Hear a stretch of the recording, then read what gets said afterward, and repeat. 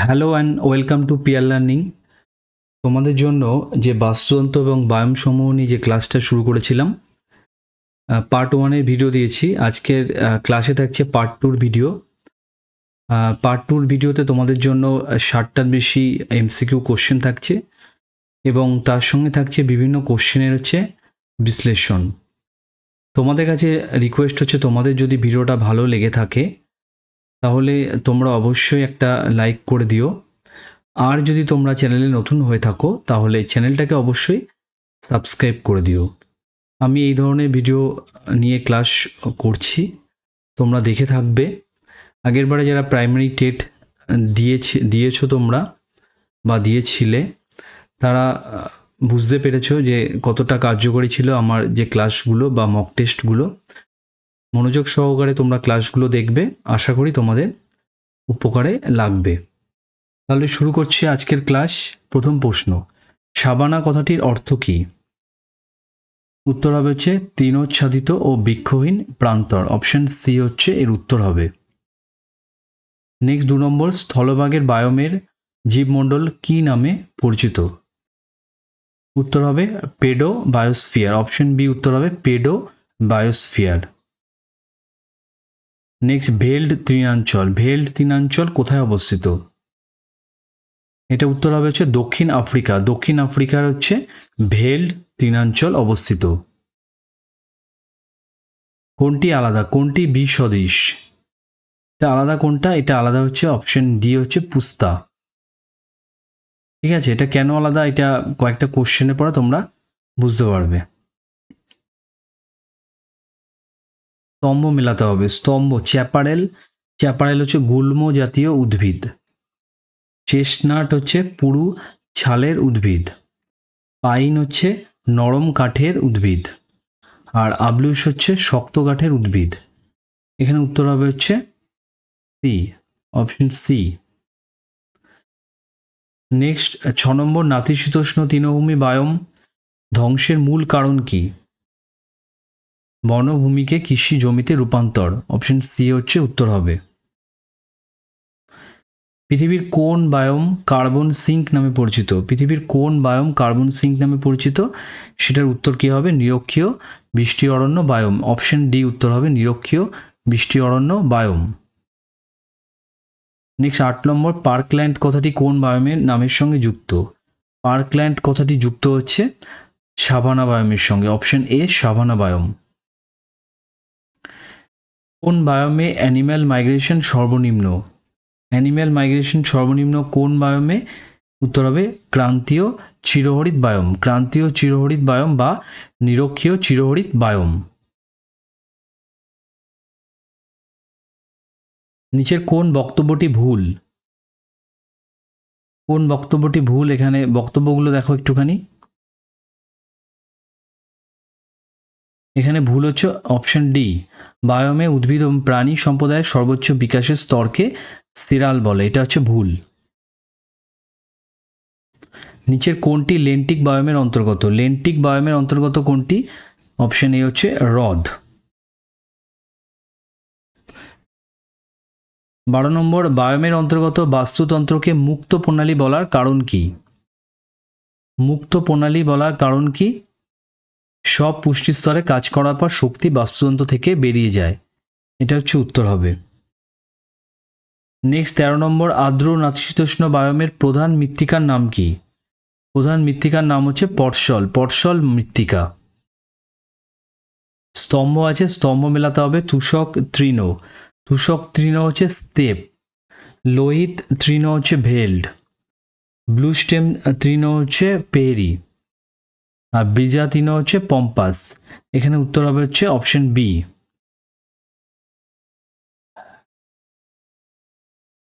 Next আরেকটা মিলানো আছে তৈগা বায়োম। তৈগা বায়োমের উদ্ভিদ পাইন বন। তুন্দ্রা বায়োম বন্দাভূমি, চাষবাস এখানে করা যায় না, বন্দাভূমি। ভেল্ড হেমেডো। আর স্টেপ মিডো। এখানে উত্তর কোনটা হবে? এখানে উত্তর হবে এ। নেক্সট 16 নম্বর, তৈগা এবং তুন্দ্রা বায়োমের পার্থক্য হিসেবে কোনটি ঠিক নয়? তৈগার বিস্তার অপেক্ষা তুন্দ্রার বিস্তার বেশি, এটা হচ্ছে ভুল। গ্রামীণী প্রজাতির তৃণ কোন বায়োমের নিদর্শন? গ্রামীণী প্রজাতির তৃণ দেখা যায় হচ্ছে নাতিশীতোষ্ণ তৃণভূমি বায়োমে, অপশন বি উত্তর হবে।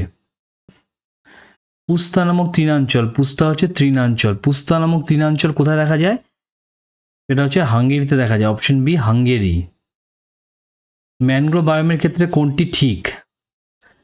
ম্যানগ্রোভ বায়োমের ক্ষেত্রে কোনটি ঠিক? ম্যানগ্রোভ সুনামির প্রকোপ কমায়, এটা হচ্ছে একেবারেই ঠিক। কুইব্রাকো কোন বায়োমের উদ্ভিদ? কুইব্রাকো কোন বায়োমের উদ্ভিদ? উষ্ণ, নাতিশীতোষ্ণ, চিরসবুজ ও পর্ণমোচী, এটা উত্তর হবে অপশন বি। সর্বাপেক্ষা কাগজ উৎপাদনকারী বায়োম কোনটা? সর্বাপেক্ষা কাগজ উৎপন্ন হয় হচ্ছে সরলবর্গীয় বায়োম থেকে, অপশন বি উত্তর হবে। ব্ল্যাক মাম্বা, অ্যানাকোন্ডা প্রভৃতি সাপকে কোন বায়োমে দেখা যায়? অপশন এ নিরক্ষীয় বায়োমে। মিঙ্ক, লিংস তীক্ষ্ণদন্তী প্রাণী কোন বায়োমে দেখা যায়? এটা হচ্ছে তৈগা বায়োম, অপশন সি হচ্ছে তৈগা বায়োমে দেখা যায়। জাগুয়ার, হামিংবার্ড, শিম্পাঞ্জি, টিনামুস, গরিলা, কিপ্টোজয়িক প্রাণীসমূহ কোন বায়োমে দেখতে পাওয়া যায়? সেটা হচ্ছে নিরক্ষীয় বায়োমে দেখতে পাওয়া যায়। পার্কল্যান্ড কি? পার্কল্যান্ড মাঝে মাঝে বৃক্ষ অধ্যুষিত সাভানা তৃণাঞ্চল, মাঝে মাঝে বৃক্ষ অধ্যুষিত সাভানা তৃণাঞ্চল, অপশন এ উত্তর হবে। নিচে কোন ভেল্ড সর্বোচ্চ উচ্চতায় অবস্থিত? কোন ভেল্ড সর্বোচ্চ উচ্চতায় অবস্থিত? আলপিও ভেল্ড, অপশন সি আলপিও ভেল্ড। ক্যাঙ্গারু কোন তৃণাঞ্চলের প্রাণী? ক্যাঙ্গারু হচ্ছে ডাউন্স, ডাউন্স তৃণাঞ্চল, অস্ট্রেলিয়ার ডাউন্স তৃণাঞ্চলের প্রাণী হচ্ছে ক্যাঙ্গারু। মুষ হরিণ কোন বায়োমে দেখতে পাওয়া যায়? সেটা হচ্ছে তৈগা বায়োমে, তৈগা বায়োমে দেখতে পাওয়া যায় মুষ হরিণ। বায়োম চিহ্নিতকরণে সর্বাধিক গুরুত্ব দেওয়া হয় কাকে? অপশন বি জলবায়ুকে। নিচের কোন মাছটি এস্টুয়ারাইন বায়োমের বংশবিস্তার ঘটায়? এস্টুরাইন বায়োমে বংশবিস্তার করে কোন মাছ? সেটা হচ্ছে স্যামন মাছ, অপশন সি স্যামন মাছ। ইংরেজি যে টার্মটা আছে একটু খেয়াল রাখবে। বায়োমের সর্বোচ্চ স্তরে থাকে কি? ক্লাইম্যাক্স, অপশন বি হচ্ছে ক্লাইম্যাক্স। বায়োম কথাটি প্রথম ব্যবহার করেন কে? এটা হচ্ছে ক্লিমেটস, অপশন বি ক্লিমেটস। নিচের কোন বায়োমে জিডিপি সর্বাপেক্ষা বেশি? এটা হচ্ছে নিরক্ষীয় বায়োমে, নিরক্ষীয় বায়োমে জিডিপি হচ্ছে সব থেকে বেশি। নেক্সট, উন্মুক্ত সমুদ্রের সর্ববৃহৎ এলাকায় যে সমগ্র অঞ্চলে সামুদ্রিক জীবকুল নিয়ে যে বাস্তুতন্ত্র যুক্ত বায়োম গড়ে ওঠে, সে বায়োমকে কি বলে? সে বায়োমকে বলে পিলাজিক বায়োম। উপকূল বা তটভূমির কাছ থেকে ক্রমে ক্রমে ঢালু হওয়া অগভীর মৈশপনের উপর বিস্তৃত সামুদ্রিক জীবকুল নিয়ে যে বায়োম গড়ে ওঠে তাকে কি বলা হয়? সেই বায়োমকে বলা হয়েছে neritic biome, option B neritic biome. Next, যে অঞ্চলে সমুদ্র এবং বেলাভূমি মিলিত হয়, সমুদ্র তীরবর্তী সেই অঞ্চলে জীবকুল নিয়ে যে বায়োম গড়ে ওঠে তাকে কি বলা হয়? তাকে বলা হয়েছে লিটোরাল বায়োম, অপশন সি হচ্ছে লিটোরাল বায়োম। নেক্সট, সামুদ্রিক মহীঢাল থেকে গভীর সমুদ্রের সমভূমি পর্যন্ত জলজ জীবকুল নিয়ে যে বায়োম গড়ে ওঠে তাকে কি বলা হয়? তাকে বলা হয় যে ব্যাথিয়াল বায়োম। মহাসমুদ্রে যে গভীরতা পর্যন্ত সূর্যের আলো পৌঁছায় সেই অঞ্চলে জলজ উদ্ভিদ এবং প্রাণীর সমাবেশে যে বায়োম গড়ে ওঠে তাকে ফটিক বায়োম বলে। আর যেখানে পৌঁছায় না সেখানে যে উদ্ভিদ ও প্রাণীর সমাবেশযুক্ত যে বায়োম গড়ে ওঠে তাকে বলে কি? আফটিক বায়োম। মহাসাগরীয় অঞ্চলে বিক্ষিপ্তভাবে এক প্রকার মৃত শৈবাল জমা হয়ে যে দ্বীপ সৃষ্টি হয় এবং সেই অঞ্চলে জলজ এক প্রকার একনালীদেহী প্রাণী এবং শৈবালের মধ্যে মিথজীবী সম্পর্কযুক্ত যে বায়োম গড়ে ওঠে তাকে কি বলা হয়? সেটাকে বলা হয় প্রবাল দ্বীপ বায়োম। নিচে কোনটি মুক্ত বায়োমের উদাহরণ? মুক্ত বায়োম হচ্ছে নদী আর ঝর্ণা হচ্ছে মুক্ত বায়োম। আর হচ্ছে আবদ্ধ বায়োম হচ্ছে পুকুর আর ডোবা, আবদ্ধ বায়োম পুকুর আর ডোবা।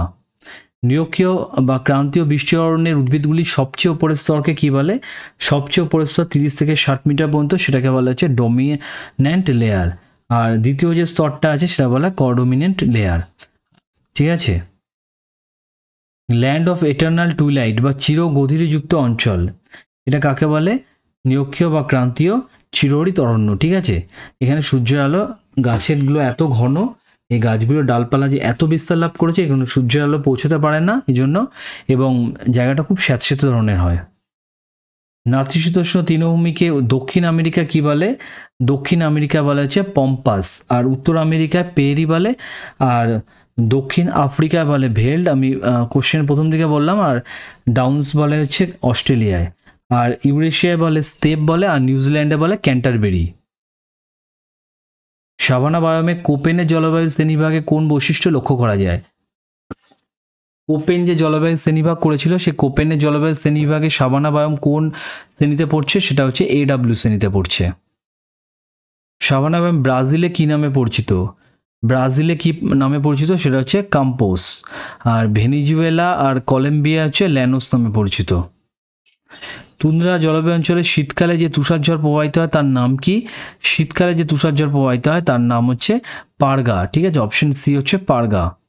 তুন্দ্রা বায়োমে উদ্ভিদ নিচের কোন শ্রেণীভুক্ত? তুন্দ্রা বায়োমের উদ্ভিদ নিচের কোন শ্রেণীভুক্ত? সেটা হচ্ছে ক্রায়োফাইট, অপশনে ক্রায়োফাইট। এক্সিমো একটা উপজাতি সম্প্রদায় তুন্দ্রা অঞ্চলে বাস করে। এদের তৈরি যে বরফের ঘর, এই বরফের ঘরটাকে কি বলা হয়? ইগলু বলা হয়।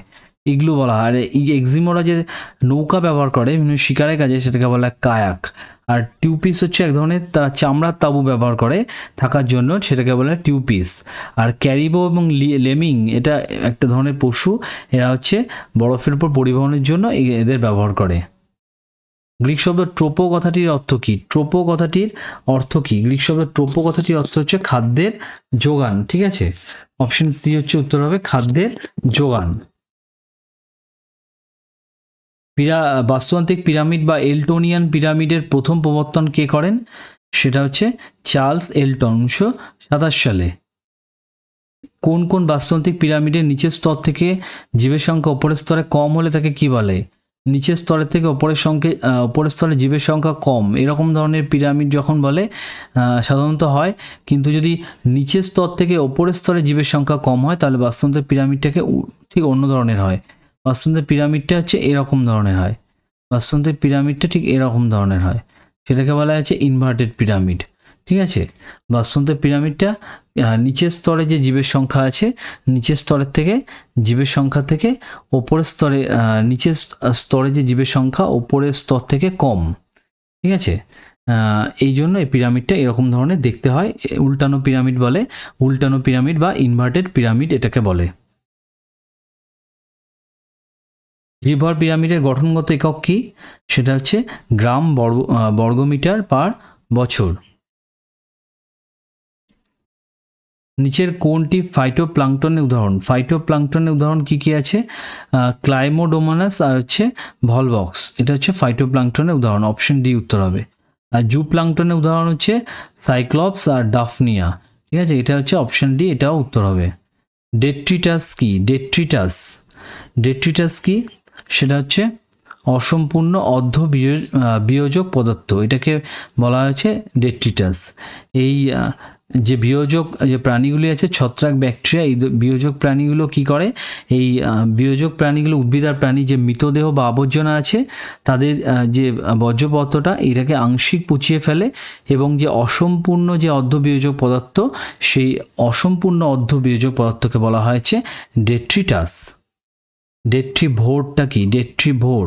ডেট্রিভোর হচ্ছে উত্তর হবে কি উইপোকা, কেঁচো, পিঁপড়ে, ওপরে সবগুলি।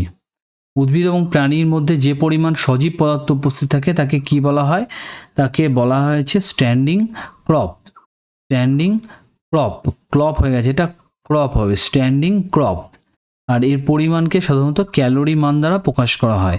স্ট্যান্ডিং ক্রপের পরিমাণকে ক্যালোরি মান দ্বারা প্রকাশ করা হয়। নেক্সট, পার্থিব পরিবেশে উপাদানগুলি যখন বদলে যেতে থাকে, যেমন উষ্ণতা কমা বাড়া, বৃষ্টিপাতের তারতম্যতা, এই ধরনের যখন চেঞ্জ হয় পার্থিব পরিবেশে, তখন ভারসাম্য রক্ষার জন্য সজীব উপাদানগুলি নিজেদের মধ্যে ছোট ছোট পরিবর্তন ঘটায়, যাতে তাদের নিজেদের পরিবেশে অবিঘ্নিত থাকে। এই পদ্ধতিকে কি বলে? এই পদ্ধতিকে বলে হোমিওস্টেটিস। ঠিক আছে, হোমিওস্টেটিস বলে এই পদ্ধতিটাকে। এই পদ্ধতিটি একটা উদাহরণ হচ্ছে গিরগিটি। গিরগিটি যখন তাপমাত্রা কম থাকে মানে শীতকালে, তখন তাপমাত্রা বাড়ানোর জন্য তারা সকাল থেকে কি করে, রোদ পোহায়। বাস্তুতন্ত্র যত পরিণতি প্রাপ্ত হয় তখন জটিল আকার ধারণ করে। এটাকে কি বলে? এটাকে বলে হচ্ছে উত্তরণ। উত্তরণ বা সাকসেশন। অপশন এ উত্তর হবে। কোনো বাস্তুতন্ত্রে যখন উদ্ভিদ এবং প্রাণী সম্প্রদায় বিকাশের ঊর্ধ্বসীমা পৌঁছায় তাকে কি বলে? এটা একটা প্রথম দিকে কোশ্চেন থাকে, ভুল ছিল, এটা কোশ্চেনটা ঠিক করে আছে। এটা হচ্ছে ক্লাইম্যাক্স সম্প্রদায় বলে। ঠিক আছে, অপশন ডি উত্তর হবে ক্লাইম্যাক্স সম্প্রদায়। যখন কোনো বাস্তুতন্ত্রে কোনো একটি উপাদান থাকে না তখন বাস্তুতন্ত্রকে কি বলা হয়? কোনো একটা উপাদান থাকে না, সে বাস্তুতন্ত্রকে কি বলা হয়? অসম্পূর্ণ বাস্তুতন্ত্র। ঠিক আছে, অসম্পূর্ণ বাস্তুতন্ত্র বলা হয়। যেমন অন্ধকারাচ্ছন্ন যে গুহা আছে, এখানে বিয়োজকের উপস্থিতি দেখা যায় না, এটা হচ্ছে অন্ধকারাচ্ছন্ন বাস্তুতন্ত্র। ঠিক আছে, এই ছিল তোমাদের জন্য ক্লাস। তোমাদের ক্লাসটা ভালো লাগলে তোমরা অবশ্যই একটা লাইক করে দিও আর বন্ধুদের শেয়ার করে দিও। তোমাদের ভিডিওটা দেখার জন্য অনেক অনেক ধন্যবাদ।